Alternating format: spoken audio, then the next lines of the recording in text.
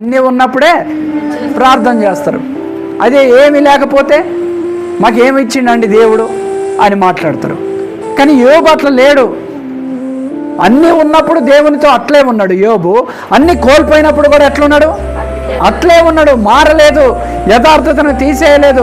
అందుకే దేవుడు మొదటి స్థితి కంటే రెండో స్థితిని ఎంతగా ఇచ్చాడు? దేవుడు రెండంతల ఘనతను కలుగజేశాడు. దేవునికి స్తోత్రం. హల్లెలూయా, హల్లెలూయా.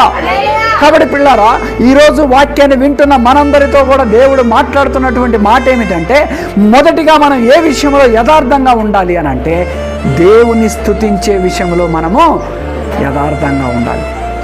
అందుకే ఇక్కడ సొలొమోను భక్తుడు 3వ అధ్యాయము, సామెతలు 3వ అధ్యాయము 32వ వాక్యములో ఏమని రాశాడు?